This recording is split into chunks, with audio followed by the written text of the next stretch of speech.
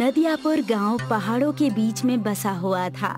नदियापुर गांव के लोग बहुत ही सीधे साधे और मन के सच्चे थे। वैसे तो उस गांव में जरूरत की हर चीज मौजूद थी, लेकिन नदियापुर गांव के लोगों को दूसरे गांव या शहर जाने के लिए बहुत दिक्कतों का सामना करना पड़ता था, क्योंकि वहां पर अभी तक रोड नहीं बनी थी और ना ही रेल यात्रा वहां पर शुरू हुई थी। आज गांव में इसी बात को लेकर चर्चा चल रही थी। मुखिया जी, आखिर ये सब कुछ कब तक चलता रहेगा? हमारे गांव में अभी तक सरकार ने न ढंग का रोड बनाया है और ना ही यहाँ पर रेल यात्रा शुरू हुई है। तुम बिल्कुल सही कह रहे हो भीमा। मैंने कई बार सरकार को चिट्ठी लिखकर अपने गांव की परेशानी के बारे में बताया, लेकिन किसी ने इस पर ध्यान ही नहीं दिया। भीमा, हमारा गांव बहुत सुंदर है। अगर सरकार इस पर ध्यान दे तो फिर ये टूरिस्ट के घूमने की जगह बन सकती है। तुम्हारे कहने पर मैंने सरकार को चिट्ठी भेजी है। आज उनका कर्मचारी यहाँ पर आ जाएगा। कुछ भी हो मुखिया जी, हमें हर हाल में उस कर्मचारी को इस बात के लिए मनाना होगा। हमारे गांव में जब भी किसी की तबीयत खराब होती है तो वो हॉस्पिटल तक पहुँचते पहुँचते मर जाता है। चिंता मत करो, कुछ ही देर में वो कर्मचारी आता होगा। सभी गांव वाले सरकारी कर्मचारी का इंतजार करने लगे। कुछ ही देर में सरकारी कर्मचारी गुस्से से थका हारा वहां पर उनके सामने खड़ा होकर बोला, तुम गांव वालों को भी चैन नहीं है। इतनी दूर पैदल चलकर मेरी तो हालत खराब हो गई। अब आपको समझ आया कि हम अपनी जिंदगी यहाँ पर कैसे काट रहे हैं? अरे कैसे काट रहे हो? पहाड़ी इलाका है, चारों ओर हरियाली है, अच्छी कट रही है तुम्हारी जिंदगी। हमारे गांव में जब भी किसी की तबीयत खराब होती है तो वो हॉस्पिटल तक नहीं पहुंच पाता, और फिर हमारी इसके अलावा भी तमाम जरूरतें हैं। हम चाहते हैं कि यहाँ या तो अच्छा रोड बनवाया जाए या फिर रेल के लिए पटरियां बिछाई जाए। तुम्हारा दिमाग तो ठीक है, देख नहीं रहे कि ये पूरा इलाका पहाड़ी है। अब क्या सरकार पहाड़ को काट कर तुम्हारे लिए ट्रेन बनाएगी?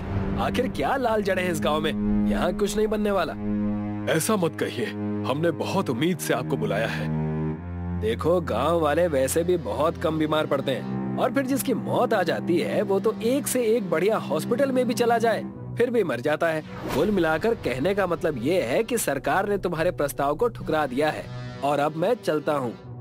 कर्मचारी के जाने के बाद वहाँ गांव का ही एक व्यक्ति नंदू हंसते हुए गांव के मुखिया से बोला, मेरे ख्याल से वो सरकारी कर्मचारी सही कह रहा था। भला आप ही बताइए मुखिया जी, इन पहाड़ों को काट कर कौन सी ट्रेन बन जाएगी? मुझे तुझसे यही उम्मीद थी नंदू। तू दिन भर कुछ काम काज तो करता नहीं है, ऊपर से बस अपने मुंह से हमेशा उल्टा सीधा ही निकालता रहता है। मैं कुछ गलत नहीं कह रहा मुखिया जी, सच्ची बात सबको कड़वी लगती है। अरे भाई, हम लोग अंग्रेजों के जमाने में नहीं जी रहे। वो अंग्रेज थे जो पहाड़ काट काट कर पटरियां बिछा देते थे। उस वक्त वो भारतीयों से कोल्हू के बैल की तरह काम करवाते थे। अब ऐसा मुमकिन नहीं है। नंदू की बात सुनकर मुखिया नंदू को गुस्से से देखते हुए बोले, इससे पहले कि मैं तेरा मुंह तोड़ दूं नंदू, मेरी आंखों के सामने से दूर हो जा। नंदू वहाँ से हंसता हुआ चला गया, क्योंकि नंदू खुद गांव का मुखिया बनना चाहता था, लेकिन उसने कभी भी गांव का मुखिया बनने की कोशिश की तो गांव वालों ने उसे एक भी वोट नहीं दिया। नंदू इस बात से बेहद नाराज था। गांव का मुखिया इस बात को नहीं जानता था कि वो जब भी सरकार को अपने गांव की परेशानी के बारे में चिट्ठी लिखा करता है तो नंदू सरकारी कर्मचारी को बीच रास्ते में ही डरा धमका देता है। इस बार के आए कर्मचारी को भी नंदू ने बुरी तरह से डरा और धमका दिया। इस बात को मुखिया नहीं जानता था। कुछ दिन ऐसे ही बीत गए, मगर एक रात भीमा की पत्नी की तबीयत बिगड़ गई। रागिनी को जल्द से जल्द हॉस्पिटल में दिखाना होगा, उसकी जान खतरे में है। तू परेशान मत हो भीमा, हम सब तेरे साथ हैं। मैं बैलगाड़ी साथ लेकर आया हूँ। भीमा अपनी पत्नी को बैलगाड़ी में बिठाकर मुखिया के साथ बैलगाड़ी दौड़ाने लगा कि तभी उस बैलगाड़ी का रास्ता एक बूढ़े आदमी ने रोक दिया। मुझे भी अपने साथ ले चलो, मैं पैदल नहीं चल पा रहा हूँ। भीमा ने उस अपाहिज आदमी को भी बैलगाड़ी में बिठा लिया और बैलगाड़ी दौड़ाने लगा। मगर बैलगाड़ी जैसे ही पहाड़ों की खाई के बीच में पहुंची, अचानक बैलों का संतुलन बिगड़ गया और बैलगाड़ी आधी खाई में लटक गई। भीमा और मुखिया बेहद फुर्ती से बाहर निकल आए, मगर भीमा की पत्नी रागिनी और वो बूढ़ा बैलगाड़ी में लटक गए। मुझे बचा लो बेटा, हम दोनों में से किसी एक को बचा सकते हैं। मुझे लगता है कि तुम्हें अपनी पत्नी को बचाना चाहिए। भीमा मुखिया की बात सुनकर बहुत गहरी सोच में पड़ गया। उसने देखा कि उस बूढ़े आदमी की आंखों में जीने की ललक थी। भीमा ने बगैर सोचे समझे उस बूढ़े व्यक्ति को बाहर निकाल लिया, मगर जैसे ही बूढ़ा आदमी बाहर निकला, अचानक चारों ओर रोशनी फूट पड़ी और देखते ही देखते वो बूढ़ा आदमी एक जवान व्यक्ति और एक सुंदर व्यक्ति में परिवर्तित हो गया। मैं एक देव हूँ। एक साधु के श्राप से मैं एक बूढ़े के रूप में था। तुमने उस श्राप को तोड़ दिया है। तुम मन के सच्चे आदमी हो। मांगो, क्या मांगते हो? मुझे अपने लिए कुछ नहीं चाहिए। अगर आप एक ट्रेन की व्यवस्था कर सकते हैं तो सारे गांव का भला हो जाएगा। भीमा ने इतना कहा ही था कि उस आदमी की आंखों से सफेद किरणें निकलने लगी और देखते ही देखते पहाड़ फट गया और पत्थरों की अद्भुत ट्रेन भीमा की आंखों के सामने ही बन गई। ये पहाड़ों की ट्रेन है। तुम जहाँ बोलोगे ये चली जाएगी और ये अपने आप चलेगी। इतना कहकर वो वहाँ से गायब हो गया। भीमा मुखिया और अपनी पत्नी को लेकर उस पहाड़ों की ट्रेन में घुस गया। भीमा की पत्नी ठीक हो गई और देखते ही देखते नदियापुर गांव अद्भुत पहाड़ों वाली ट्रेन के नाम से सारे इलाके में मशहूर हो गया। दूर दूर से सैलानी अब उस ट्रेन में सफर करने के लिए आने लगे और ये बात नंदू को बिल्कुल पसंद नहीं आई। मैं चाहता था कि इस गांव के लोग ऐसे ही मर जाएं, लेकिन समझ में नहीं आता कि ये चमत्कार कैसे हो गया। चिंता मत करो नंदू भाई, आज हम उस ट्रेन में बम लगा देंगे। सुना है आज उस ट्रेन में गांव का मुखिया और भीमा कुछ अंग्रेज टूरिस्टों को लेकर कहीं घूमने जा रहे हैं। आज का दिन उस ट्रेन और उस मुखिया का आखिरी दिन बना दो। इसके बाद गांव का मुखिया मैं बन जाऊंगा और फिर मैं अपनी मर्जी के हिसाब से चीजें करूंगा। नंदू अपने साथी मनोज के साथ भीमा के पास पहुंचकर बोला, जब से ये ट्रेन हमारे गांव में आई है, मैं इसमें एक बार भी नहीं बैठा। अगर तुम्हारी इजाजत हो तो क्या मैं और मेरा दोस्त मनोज इसमें बैठ सकते हैं? क्यों नहीं नंदू भाई, आखिर ये ट्रेन हमारे गांव की ही है और तुम हमारे गांव के सदस्य हो। नंदू मनोज के साथ उस ट्रेन में चढ़ गया और उसने मनोज की ओर बम लगाने का इशारा किया। मनोज ने बड़ी चालाकी से ट्रेन में बम फिट कर दिया।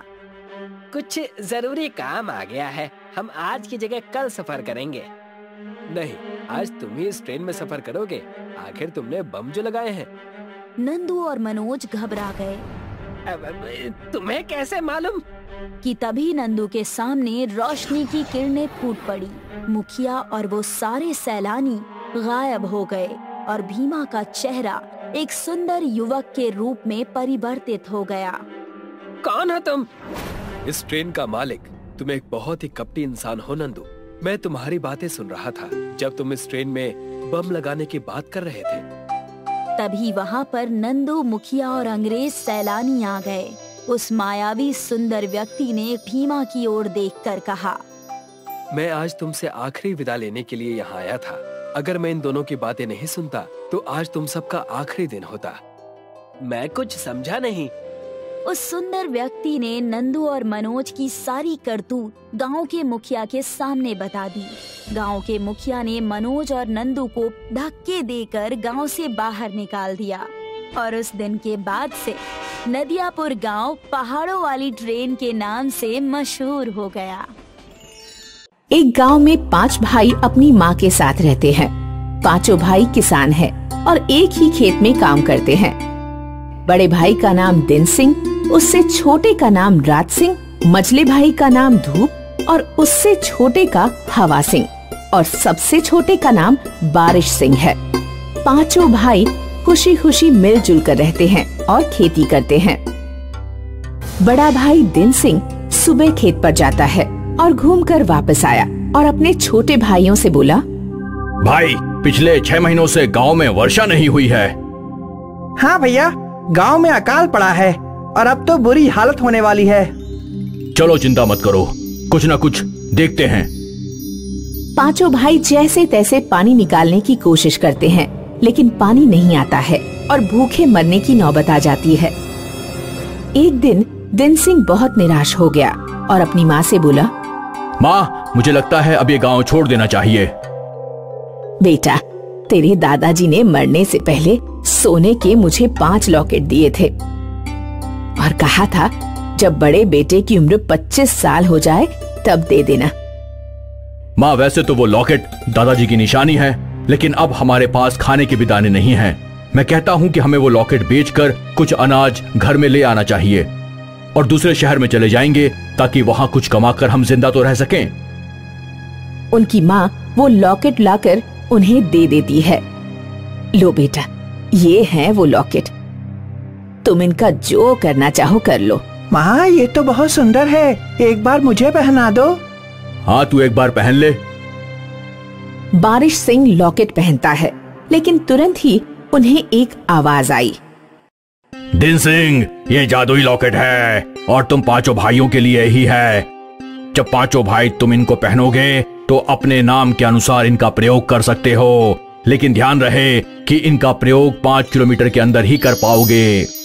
उनको जादुई लॉकेट मिल गया और दिन सिंह के अंदर दिन को बड़ा और छोटा करने की ताकत आ गई। वहीं राज सिंह और हवा सिंह भी अपने हिसाब से रात दिन को मैनेज करने लगे और बारिश सिंह भी अब जादुई लॉकेट की मदद से बारिश कर सकता है। उसी रात को 5 भाई अपने खेत पर पहुंच जाते हैं और बारिश सिंह अपना लॉकेट पहनता है और खूब बारिश करता है।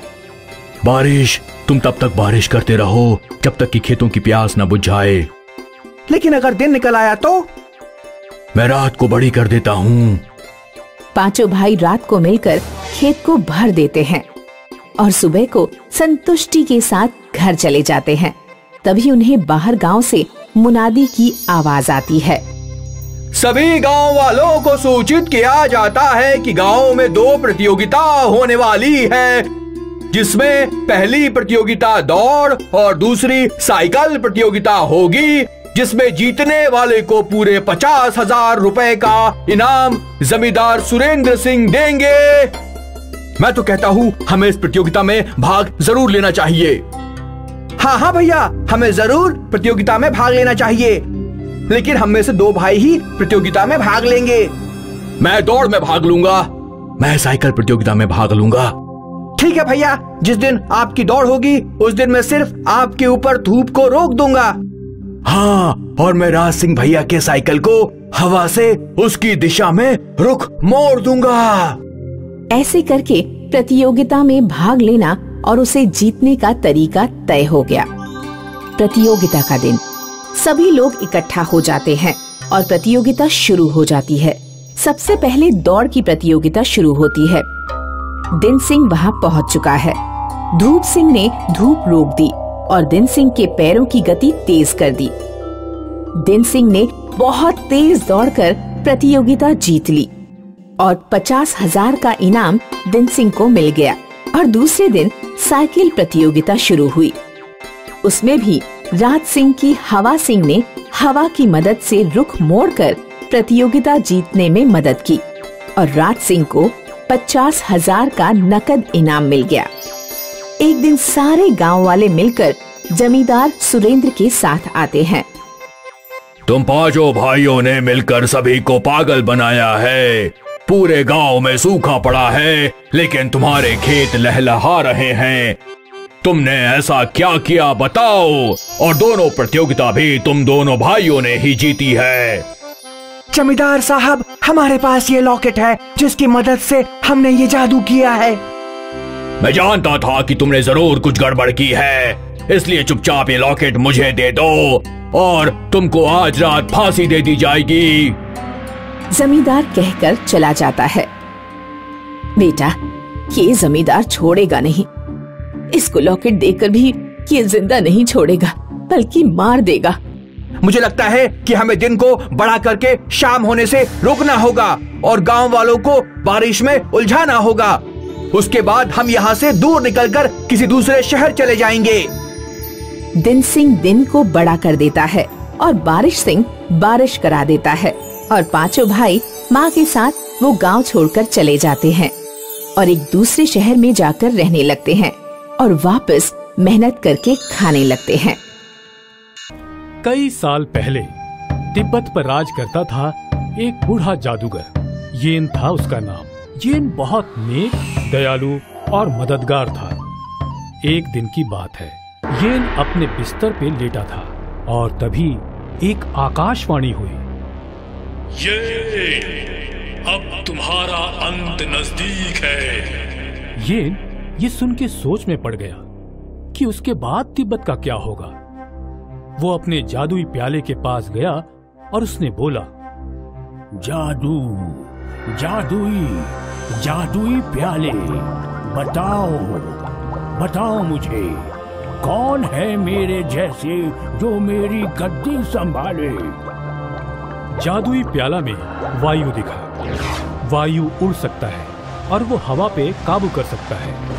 वायु बहुत शक्तिशाली है।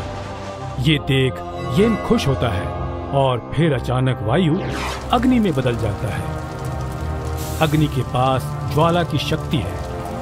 आग उसे जला नहीं सकती और वो आग पे काबू कर सकता है।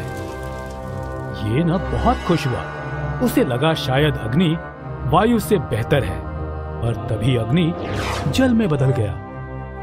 जल के पास पानी की शक्ति थी। वो पानी पे चल सकता था, बारिश बरसा सकता था।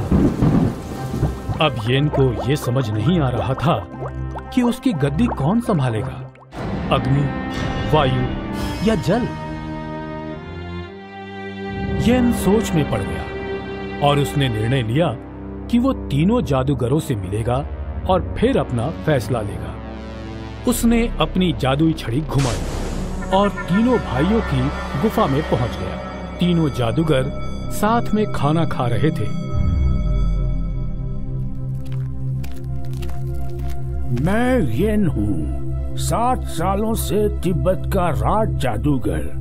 मैं यहाँ तुम तीनों से मिलने आया हूँ क्योंकि अब मैं बूढ़ा हो चुका हूँ और मैं चाहता हूँ कि तुम तीनों में से जो सबसे शक्तिशाली हो वो मेरी गद्दी संभाले, मतलब तिब्बत का राज जादूगर बने। लेकिन तुम तीनों में से सबसे शक्तिशाली जादूगर है कौन?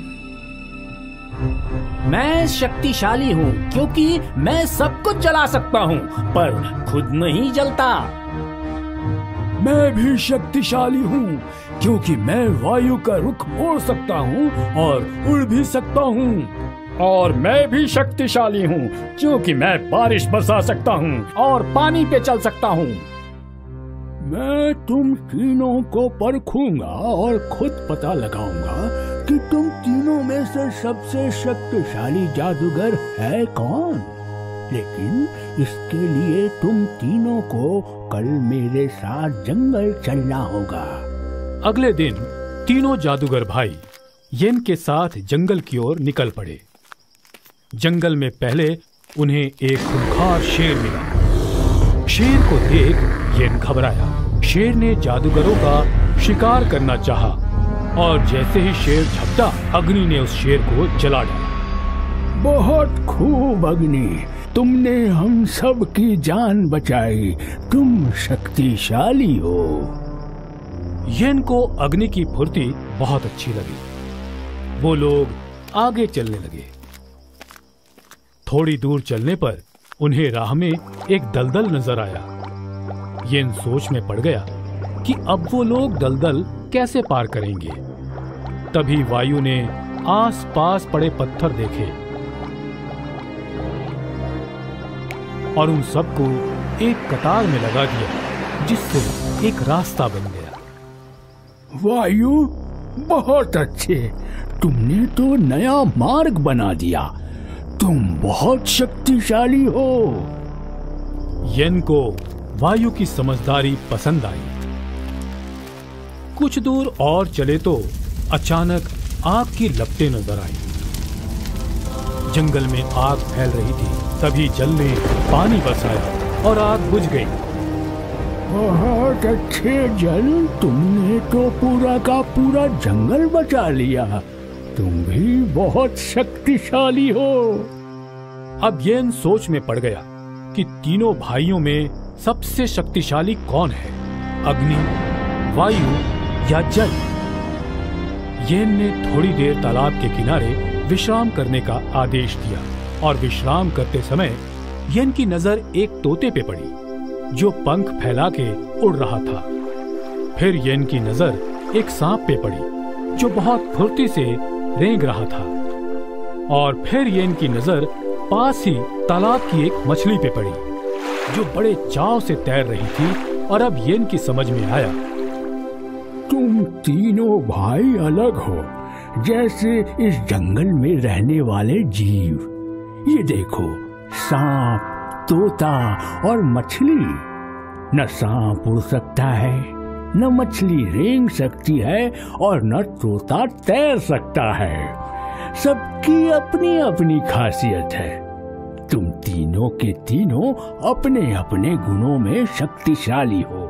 मैं तुम तीनों को तिब्बत ले जाऊंगा और तुम तीनों मेरी गद्दी संभालोगे। येन तीनों भाइयों में से शक्तिशाली जादूगर कौन है ये तय नहीं कर पाया क्योंकि तीनों अलग अलग थे। येन को ये समझ में आ गया कि वो तीनों भाइयों की तुलना एक दूसरे से नहीं कर सकता क्योंकि तीनों जादूगर अपने अपने गुणों के महारथी थे। इसलिए कहते हैं, अपनी अपनी टपली, अपना अपना राग। हमें किसी और के संग बराबरी नहीं करनी चाहिए।